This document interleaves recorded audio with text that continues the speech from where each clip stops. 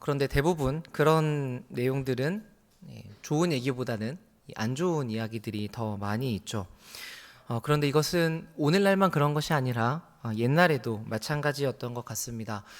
우리는 초대교회 사람들을 상상을 하면 서로 떡을 떼고 모이기를 힘쓰면서 참 멋진 신앙생활을 했을 거다, 이렇게 많이 생각을 합니다. 그런데 서신서는 결코 그렇지만은 않았다는 것을 우리에게 보여주죠. 이 당시의 교회들도 우리가 생각하는 것 이상으로 많은 문제들이 있었습니다. 그런데 제가 생각할 때 그것보다 더 큰 문제는 무엇이냐면, 이 문제들을 다루고 지도해 줄 만한 사람들이 적었다는 부분인 것 같습니다. 그래서 사람들이 먼 곳에 있는 사도들에게 사람을 보내어서 이 문제에 대한 해결책이 무엇인지를 물었던 적이 많은 것이죠. 바울도 아마 그런 상황에 있었던 것 같습니다. 고린도 교회의 소식을 전해 듣고는 이 교회 안에 분쟁이 있다는 것을 말리고자 오늘의 본문을 기록을 합니다. 앞부분에서 인사를 마치고 나서 그 내용으로 들어가는 10절에서 바울은 형제들아 라는 말로 시작을 하고 있죠. 형제라는 말은 우리에게 참 익숙한 호칭입니다. 우리가 주님 안에서 한 가족이 되었기 때문에 우리는 서로를 형제님, 자매님이라고 부릅니다. 그런데 우리가 정말 내 형제요, 내 자매라고 생각하면서 부르는가 하는 점은 또 다른 문제인 것 같습니다. 보통 우리가 언제 이 형제 자매라는 말을 사용하냐면, 제가 봤을 때는 어떤 분을 부르기가 좀 애매할 때, 권사님도 아니고 집사님도 아니고 우리 교회 다니시는 분인 것 같은데 이야기는 한 적이 없어서 잘 모를 때 누구시 할 수 없으니까 형제님, 자매님 이렇게 많이 부르게 됩니다. 근데 문제는 뭐냐면, 그러다가 이제 몇 분 뒤에 교회에서 막 그렇게 형제님 이렇게 얘기를 하다가 이제 한 10분, 15분 뒤에 밖에서 버스 타려고 갔다가 딱 마주쳤을 때, 그때 또 우리가 뭐라고 부르죠? 거기서는 또 형제님이라고 이야기를 꺼내는 경우가 별로 없죠. 저기 이렇게 하지 않습니까? 그러니까 이 형제 자매라는 말이 정말 우리의 진심 어린 이해가 담겨 있는 부름인지, 아니면 그 내용이 잊혀지고 이 형식만 남아있는, 교회에서 부르려면 형제 자매라고 해야 돼, 우리의 습관만 남아있는 것은 아닌지 우리가 생각해 볼 필요가 있는 것이죠. 저는 집안의 첫째 아들입니다. 그리고 장손이기도 합니다.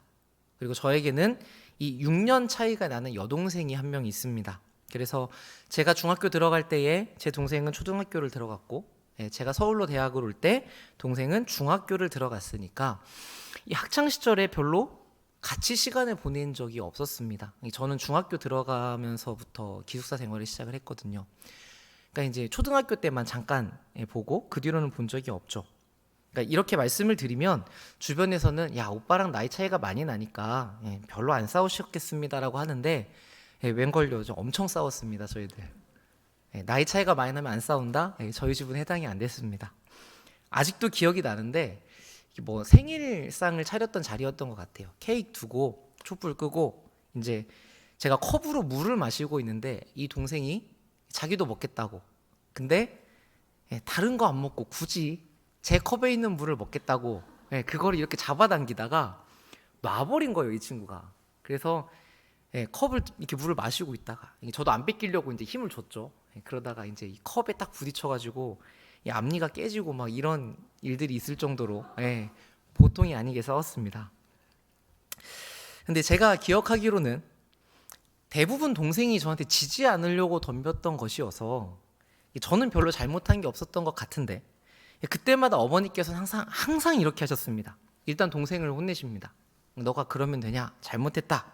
그리고 나서는 꼭 이어서 저를 돌아보시면서 이 말씀을 꼭 붙이시죠. 너는 오빠가 되어가지고 동생한테 그러면 되냐? 억울한 때가 꽤 많았습니다. 전 잘못한 게 없었으니까요. 근데 그런 얘기를 어릴 때부터 계속 듣다 보니까 자라면서 자연스럽게 이 생각을 가지게 되더라고요. 아, 오빠란 이런 거구나. 동생한테 양보하고 동생에게 동생을 보호해줘야 되는 역할을 맡고 있구나. 그러니까 이렇게 우리가 가족 안에서 자라면서 가족이 무엇인지, 가족의 역할이 무엇인지를 배우게 되죠. 그러니까 바울은 형제들아라고 부르면서 이 말 안에 이 가족으로서의 정체성을 담아내고 있는 것 같습니다. 형제들아, 다시 말해 우리는 한 가족이라는 이야기입니다. 그리고 바울은 여기서 내 형제들아라고 부르면서 자신을 그 가족의 일원으로 포함시키고 있죠. 그래서 내가 여러분들과 떨어져서 밖에서 문제를 지적하고 비판하는 게 아니라 여러분들과 한 가족으로서 여러분들 안에 있으면서 이 문제를 같이 애타한다. 이런 점을 내비치고 있습니다. 그러면서 본론으로 들어가는 것이죠. 형제들아, 내가 우리 주 예수 그리스도의 이름으로 너희를 권하노니. 우리 주인 예수님의 이름으로 말한다. 주인의 명령을 전달하는 이 종의 형태를 빌어 이야기합니다. 근데 여기서 이 권한다라고 하는 말을 우리가 서신서를 볼 때에 대체로 이제 지적하거나 명령하거나 이렇게 해야 돼라고 생각하는 경우가 많은데, 어떤 억압적인 강요라기보다는 곁으로 불러서 간청하는 편에 가까운 느낌입니다. 여러분들 이렇게 중재하시는 경우가 종종 있잖아요. 이쪽도 고집을 내려놓지 않고 이쪽도 싫어라고 하는 상황에서 그럼 저희가 이제 조금 더 말이 통할 분에게 이렇게 조용히 찾아가가지고 아유, 왜 그러십니까? 이번에 좀 하시죠. 이렇게 잘 달래지 않습니까? 요청하잖아요. 그러니까 그런 거 같은 의미입니다. 이 단어를 잘 보여주는 장면이 어디에 나오냐면 누가복음 15장에 집을 나간 탕자의 이야기입니다. 그때 이 탕자가 다 탕진하고 돌아오죠. 아버지가 그 아들을 맞아들이면서 소를 잡고 큰 파티를 엽니다. 그러자 누가 화를 내요? 큰아들이 화를 내죠. 그리고 그 잔치에 들어오지 않았습니다. 그러자 아버지께서 어떻게 해요? 그를 찾아가서 권했다라고 이야기됩니다. 여기서 이 권하다가 같은 단어입니다. 파라클레오라는 말인데 여기에서 나온 말이 무엇이냐면 파라클레토스, 여러분이 아시는 보혜사라는 단어입니다. 그러니까 성령님께서 우리에게 하시는 것처럼 우리를 찾아와서 위로하시고 우리의 편이 되어주시는 것처럼 바울도 그렇게 형제들을 자기 품으로 끌어들여서 달래며 요청하고 있는 것이죠. 그 내용이 무엇입니까? 너희는 모두가 같은 말을 하고 너희 가운데 분쟁이 없이 같은 마음과 같은 뜻으로 온전히 합하라. 자, 여기서 분쟁이라는 말은 갈라진 틈, 찢어진 균열이라는 뜻입니다. 그 바울이 텐트를 만드는 사람이었지 않습니까? 그러니까 아무리 좋은 텐트라도 찢어지면 쓸 수가 없죠. 그래서 바울은 그 찢어진 틈을 너희가 다시 합해라 라고 이야기합니다. 그렇게 하기 위해서 우선 어떻게 하라고요? 모두가 같은 말을 하라고 하죠. 그리고 말뿐만 아니라 같은 마음과 같은 목적을, 같은 뜻을 가지라고 이야기합니다. 그러니까 이 부분 안에서 여러분 고린도 교회의 상황이 어땠는지 다 보이시죠? 서로 다 딴 얘기해서 분쟁이 있었고 다른 마음을 가지고 있고 다른 뜻을 품고 있는 겁니다.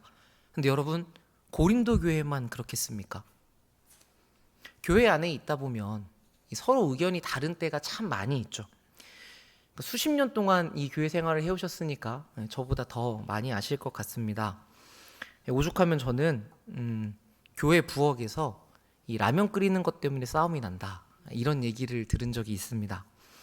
물이 끓으면 끓고 난 다음에 면과 스프를 넣어야 된다는 이 정통파도 계시고, 처음부터 찬물에 스프라면 다 넣어도 돼요 라는 이런 응용파도 계시고, 스프를 넣어서 끓는 점을 올려야 된다, 이런 과학적인 접근을 하시는 분도 계십니다. 그러니까 이것만 해도 이렇게 끓여야 돼 저렇게 끓여야 돼 참 말이 많은데, 여기에다 이제 계란을 풀어야 된다, 풀지 말아야 된다, 뭐 파를 넣어야 된다 하면 엄청 복잡해지죠. 라면만 해도 그런데 다른 음식들을 준비하는 거 생각하면 이 얼마나 복잡하겠습니까? 그래서 정말 이 교회 주방에서 일하는 것 때문에 그것도 뭔가 대단한 섬김이 아니라 부침개를 어떻게 붙여야 된다는 그 방법 때문에 상처를 입는 분들이 많다는 이야기를 제가 교회 안에서 자주 듣게 됩니다. 그런 자리에서 바울이 우리에게 뭐를 얘기하고 있어요? 너희들이 주인의 이름 아래에 일치해야 된다라는 것을 요구하고 있는 것이죠. 합해라. 너희들 그런 것 가지고 싸우지 말고 가족끼리 같이 가야 된다를 이야기하는 것입니다. 바울은 이 문제를 좀 더 구체적으로 다루기 위해서 그 이야기의 출처를 밝힙니다. 11절입니다. 내 형제들아 글로에의 지편으로 너희에 대한 말이 나에게 들리니 곧 너희 가운데 분쟁이 있다는 것이다. 이 글로에는 고린도 교회에서 존경받는 위치에 있었던 사람으로 보입니다. 그러니까 그 사람이 나에게 해준 이야기라고 하면서 신빙성을 더하고 있고, 너희가 존경하는 그 사람이 이걸 문제로 여기고 있다는 것을 이야기함으로써 지금 그 교회 안에 심각한 문제가 있다는 것을 이야기하는 것이죠. 그러면서 세부적인 내용을 12절부터 이어갑니다. 내가 이것을 말하거니와 너희가 각각 이르되 나는 바울에게, 나는 아볼로에게, 나는 게바에게, 나는 그리스도에게 속한 자라 한다는 것이니 그리스도께서 어찌 나뉘었느냐? 바울이 너희를 위하여 십자가에 못 박혔으며 바울의 이름으로 너희가 세례를 받았느냐? 내가 이것을 말하거니와, 그러니까 여러분들 안에 무슨 문제가 있는지 까놓고 이야기하겠다 이겁니다. 다 드러내놓고 이야기를 하는데 여러분들 왜 나뉘었습니까? 이 부분을 짚고 있는 것이죠. 이 고린도 교회는 특히나 언변과 지식에 풍족했던 사람들이었습니다. 많이 배웠고 많이 알았고 그래서 말을 잘하는 사람들이 있었죠. 근데 아볼로가 어떤 사람입니까? 성경적인 지식을 많이 가지고 있었고 가르치는 교사, 말을 잘하는 사람이었죠. 그러니까 어떻게 보면 글은 잘 썼지만 말을 잘 못했던 바울보다 이 고린도 사람들에게 더 잘 맞는 사람이었을 수 있습니다. 그들이 아볼로파를 형성했던 것 같습니다. 이 게바파, 베드로파는 율법을 지키는 유대인들을 중심으로 했던 사람들 같고, 바울파는 그런 사람들에 대항해서 고린도 교회를 세운 이 바울의 가르침에 우리가 따라야 되지 않겠느냐라고 했던 것 같습니다. 그리고 이런 사람들의 가르침에 다 매일 필요 없이 여러분들이 성령을 통해서 예수님과 직접 교제할 수 있다는 이런 그리스도파도 있었던 것으로 보입니다. 그러니까 사실 어떻게 보면 나쁜 것이 아니에요. 각 사도들의 가르침을 따르는 사람들이 있었던 것이잖아요. 그런데 그 차이들이 굳어지면서 이제 분쟁이 발생하게 되는 것입니다. 그러니까 사실 이 당시의 상황을 놓고 본다면 교회가 이런 사역자 한 명이 있는 것만으로도 참 큰 복이지 않습니까? 이 초대교회 시절에. 그런데 고린도 교회는 이런 사역자들의 가르침들이 다 있었단 말이에요. 그러니까 다른 교회보다 더 많은 가르침을 받은 교회였다는 이야기입니다. 거기에 가르침뿐만 아니라 하나님께서 부어주시는 풍성한 은사들도 많이 있는 교회였죠. 그러니까 얼마나 많은 복을 받은 공동체입니까? 그러니까 우리 생각에는 이러면 여러 사도의 가르침들이 있고 하나님의 은혜와 은사가 충분히 부어진 교회라면 별 문제가 없을 것 같다고 생각한단 말이에요. 그런데 그렇지 않았죠. 그러니까 우리가 항상 교회 안에서 놓여있는 현실이 이런 것 같습니다. 우리 생각과 다르게 복이 주어지고 은사가 풍성한데 그 자리에 문제가 있습니다. 왜 그렇습니까? 은사를 받은 우리, 가르침을 받은 우리들이 이 말씀을 따라 온전하게 살 충분한 실력이 없기 때문에 그렇죠. 우리가 앞으로 고린도서를 보면서 계속 이야기하겠지만 이 고린도인들은 자기를 자랑하는 것을 좋아하는 사람들이었습니다. 이게 성품이 나빠서 그렇다기보다는 이 고린도가 되게 부유한 항구 도시였거든요. 그러니까 다들 부자다 보니까 부자들이 모이면 다 부자니까 뭐 하겠습니까?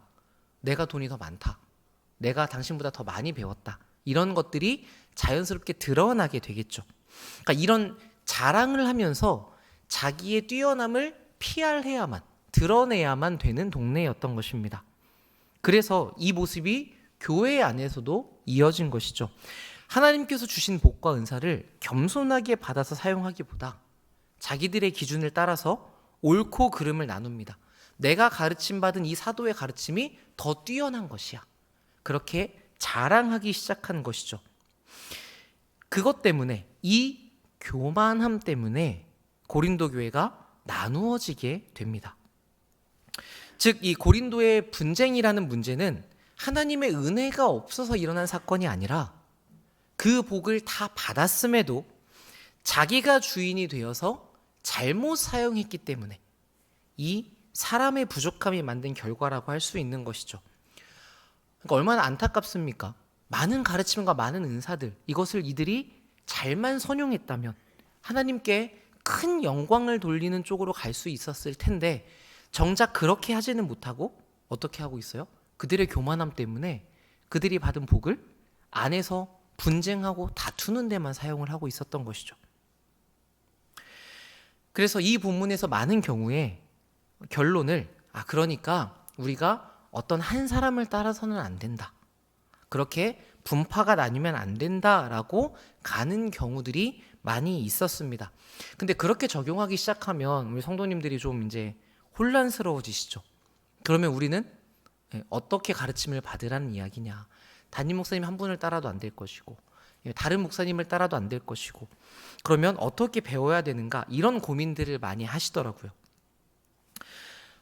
우리가 고린도서를 볼 때 주로 보게 되는 렌즈라고 할 수 있는데, 우리는 이 말씀을 보면서 주로 표면적으로 다루려고 합니다. 그래서 고린도 교회도 사람을 따르다가 문제가 생겼으니 그러지 말자, 이렇게 결론을 내리기 쉬운 것이죠.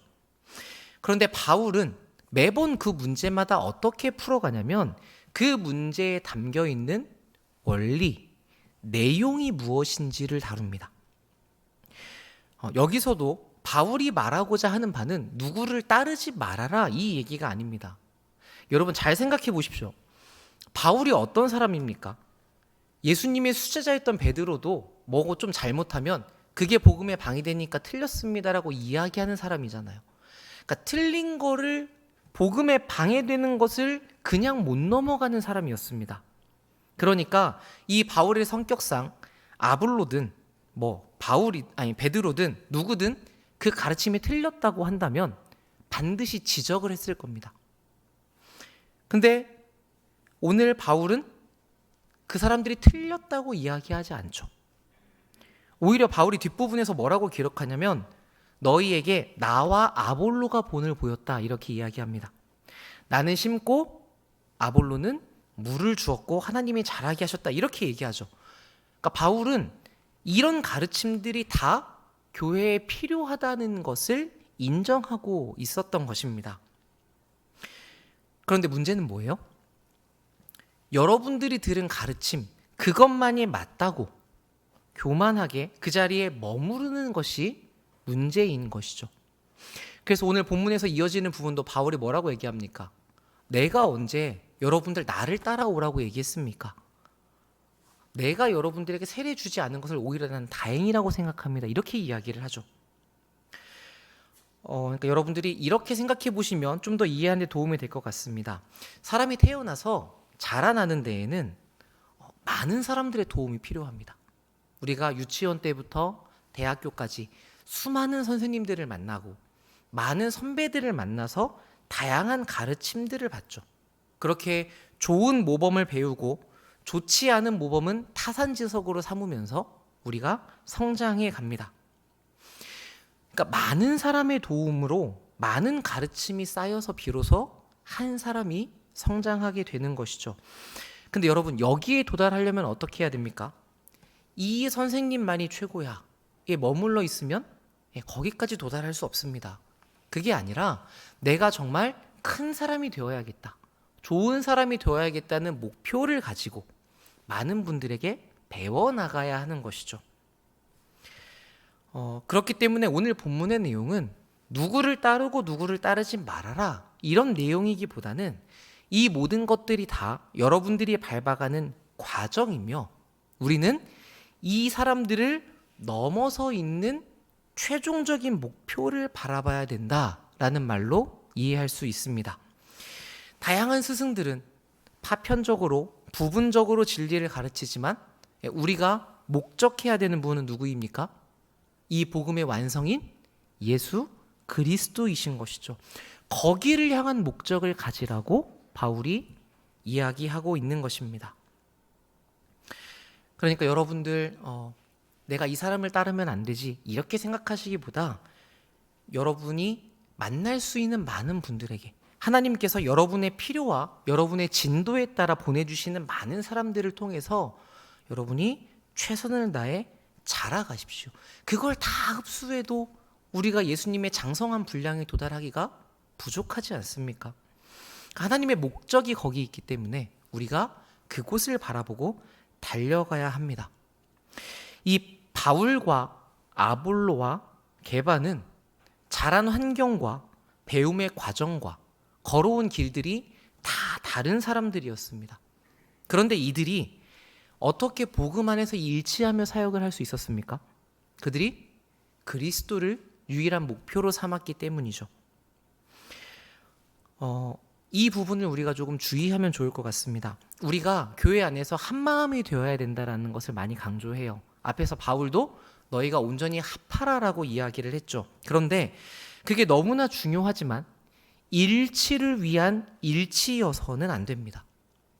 그러면 우리가 서로 되게 사이좋게 갈 수 있지만 도달한 결과가 잘못된 곳일 수 있습니다. 그래서 우리가 어디에 집중을 해야 되냐면 우리 각자의 목표점에 집중을 해야 됩니다. 예수 그리스도를 향하여 경주하는가?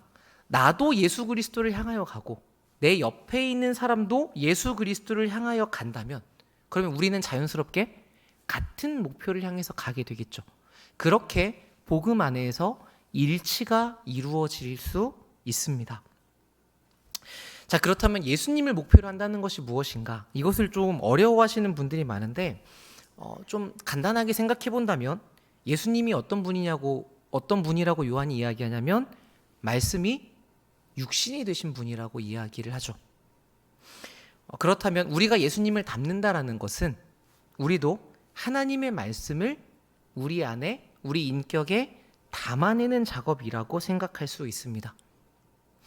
우리의 진짜 모습, 거짓되거나 포장된 것은 인격이라고 하지 않으니까 우리의 진짜 모습, 성품이 생각과 행동, 결정들마다 하나님의 말씀에 부합한 삶을 사는 것, 이것이 우리가 예수님을 목표로 하는 삶이라고 이해할 수 있겠죠. 우리가 이것을 나아가야 될 방향으로 삼는다면 오늘 성경의 사역자들이 서로를 인정하며 다툼 없이 동역했던 것처럼 우리도 그런 바른 일치를 이루는 교회가 될 수 있을 것입니다. 물론 사단은 이 과정에서 온갖 시도를 하며 방해를 하려고 하겠죠. 내가 알고 있는 바, 상식적인 내용, 내가 배운 것에 근거해서 이게 맞다고 내세우게 할 것이고 우리 자신의 기준으로 상대를 정죄하거나 비난하도록 만들려고 할 것입니다. 그래서 우리가 하나님께서 주신 은혜를 경험하고 더 많은 가르침을 받고 더 많은 은사를 가지고 그 복을 가지고 살다가도 우리의 교만함 때문에 이 분쟁이라는 상황을 만들어낼 수도 있겠죠. 한편 생각해보면 이 분쟁이라는 것은 내가 하나님을 더 바르게 쫓으려고 하기 때문에 우리가 서로 더 하나님께 부합한 인생을 살려고 노력하는 과정에서 피할 수 없는 부딪힘인지도 모릅니다. 그러나 여러분 이 갈등을 너무나 두려워하지는 않으셨으면 좋겠습니다. 그렇게 피해만 가는 삶이 아니라 때로는 우리가 그렇게 부딪히고 가야 할 때도 있거든요. 성실하신 하나님께서 필요하다면 그런 갈등들을 사용해서라도 우리를 다듬고 바른 길을 가르쳐 주시고 완성으로 데려가시지 않습니까? 그러니까 때로는 우리가 일부러 그런 것은 아니지만 때로는 충돌하고 부딪힐 수 있습니다. 그런데 그 자리에서 우리가 가족이라는 것을 기억하고 이 성령께서 하나 되게 하신 것을 힘써 지키면서 하나님의 말씀이라는 목표에 일치하려고 한다면, 그렇다면 우리가 조금 늦게 갈지언정 서로 품고 안고 사랑하면서 갈 수 있겠죠. 그 과정을 하나님께서 다 사용해 주실 것입니다. 그래서 저는 이 바울의 오늘 본문이 참 새롭게 다가왔습니다. 보통은 우리가 잘못하면, 다퉜다라고 하면 여러분 싸우면 안 됩니다, 잘못한 겁니다, 이렇게 얘기하잖아요. 근데 바울은 너희가 분쟁을 겪다니, 야 너네 진짜 크게 잘못했다, 너네 이제 망했다, 이렇게 이야기하지 않죠. 어떻게 이야기합니까? 그 상황에서 합해라. 지금 나뉘어져 있는 상황이지만 다시 합하면 괜찮다. 너희가 형제인 것을 기억하고 일치하는 방향으로 달려가라고 이야기를 합니다. 제가 권사회 수련회를 다녀오면서 권사님들과 여러 가지 대화들을 많이 나누었죠. 그러면서 이제 수십 년씩 신앙생활을 하신 그 내공들을 조금씩 듣게 되었습니다. 지금까지 서울 남부교회를 지켜오신 일들, 이 일에 여기 계신 분들이 참 많이 수고하셨구나라는 생각이 들었습니다. 긴 세월 참고 인내하고 또 양보하고 손해보면서 이 하나님의 교회를 지켜주셔서 감사하다라는 생각이 참 많이 들었습니다. 사실 문제가 일어나면 우리가 겪는 일이지만 피하는 것이 가장 마음 편하고 싶거든요. 안 보면 괜찮습니다. 그 다음으로 어려운 것이, 야 이게 죽이 되든 밥이 되든 부딪혀서 어떻게든 문제를 해결해버리는 것입니다. 그리고 나면 일단락은 되니까요. 근데 신앙생활하면서 제일 죽겠는 게 뭐냐면, 야 이게 도대체 해결이 안 될 것 같은 일인데 버텨야 되는 겁니다. 해결이 되지 않을 것 같은데도 그냥 그것을 품고 기도하면서 계속 안고 가야 하는 것이죠. 이게 참 어려운 일인데, 그런데 보면 교회가 유지가 되는 것은 이 역할을 감당해 주시는 분들이 계시기 때문이라는 것을 참 많이 느낍니다. 어떻게 보면 지금도 여러분들에게 그런 부분이 있으실지도 모르겠습니다. 무언가가 내 마음에 참 들지 않고 어떤 의견이 참 일치가 안 되고 내가 바라는 것과는 너무 달라서 우리가 갈등이 있을 수 있죠. 그러나 여러분 거기에 흔들리지 마시고 주님의 뜻에 일치하고자 더욱 힘쓰시기를 바랍니다. 무엇이 더 하나님의 말씀에 부합한 것인지 그 목표를 향해서 해결책이 보이지 않는 일이라고 할지언정 서로 대화하고 고민하고 기도하면서 끝까지 노력해 주시면 좋겠습니다.